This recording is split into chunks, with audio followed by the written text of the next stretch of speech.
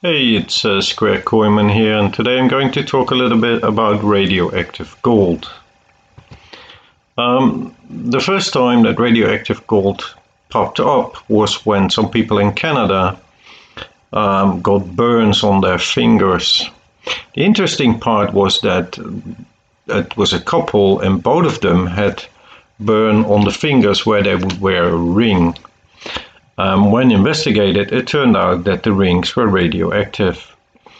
It was assumed that the radioactivity came from some stolen gold that between the 40s and the 1960s was used in prostate cancer treatment. And we can see the small seeds here that would be inserted into the prostate to give a treatment.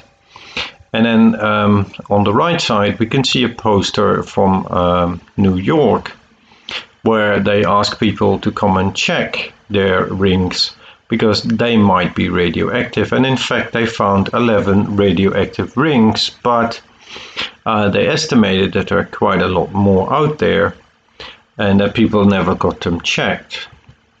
Now, here we quickly jump to 2018, where there was a Swiss company that had jewelry with a high level of uranium. This is not a super big problem unless if you wear the jewelry every day for a long period. Now we do a little bit of history here. From 1972 till 1979, the United States and the Soviet Union negotiated the SALT I and the SALT II agreement. Basically, these are agreements where you agree to have less nuclear weapons. Now, on the right side, we can see all the nuclear weapons from the United States and the Soviet Union that were decommissioned. The basic idea was with SALT I that you could have the amount of weapons you had, but if you wanted to have new ones, you would have to take some of the old ones away. And a basic idea of SALT II was that if you can kill each other 50 times over, there is no reason to have weapons to kill each other 100 times. So both sides would save cost and could have modern new weapons, but no reason to have 30,000 times the possibility to kill each other. Now, we're going to have a look at the Midget Man. Midget Man was one of the many nuclear weapons developed basically from 1989 till 1992. That's a very short period. Many of the nuclear weapons were much longer in use. Now, what would happen with nuclear weapons when they were too old, or when one just felt, okay, we need some new ones? They would go to the Paducah plant. And this was a plant where one would enrich uranium and also take apart old nuclear weapons. And the plant was operational from 1952 to 2013. And workers used hammers and torches to strip away bits of gold and other metals from the warheads. Now, the reason why you use gold in the warheads is because you don't want it to rust, you want it to work. And also all the contacts to the computers and the electronics were gold because that is the best material to use. And what I would do is take all the gold, then melt it and made some really nice shiny ingots.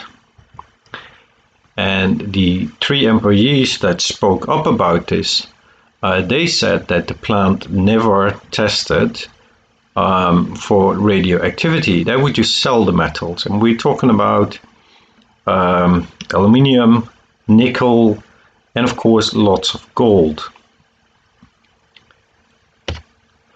Until 1993, it was never tested if any of the material was radioactive. It was just sold. It's out there in the market. After 1993, they started testing, and as a result, there are still for example, nickel bars at the plant because they are so highly radioactive that they cannot be moved. Now, a little bit of the economics. I took on purpose the the Midget Man, because it's a very small rocket. It's about 13,000 kilos. And the value of this thing without a nuclear warhead is about, at current prices, $55,000 per ton. And trust me, that is not because there's really a lot of aluminium in it. It's because of the precious metals. Now we jump a little bit. We are now looking at Chernobyl. And what you can see is on the left side, somebody measuring the radioactivity not too far from the plant. And on the right side, you can see a helicopter. And you can see that it's stripped for everything useful. That means that all spare parts that could be sold is stripped by people, but also all the electronics, because it contains precious metal.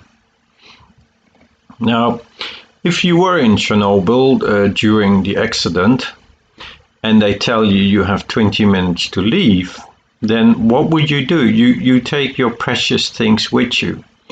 You take your clothing, maybe the pictures of the children. And of course, if you have a little bit of gold or silver, you will take that with you, but it would be highly radioactive. Let's say that your grandfathers saved 1 or 2 nice silver coins, then they represent a high value issue in your home. So of course you will not leave that behind. Now, last but not least, here we see the military trucks used during the operation where they try to save Chernobyl, or try to put out the fire. If you see the trucks, you can see many of them have the hood open. That is because people take out the metal. They sell it at the local market as spare parts. And if they can't sell it there, it will actually just be sold as metal. And then it goes to refineries and they melt it. And from there it goes to Asia, where they make new things from it. And from there it goes to all over the world. And yeah, the copper and the nickel that comes from Asia also is used in coins in the rest of the world.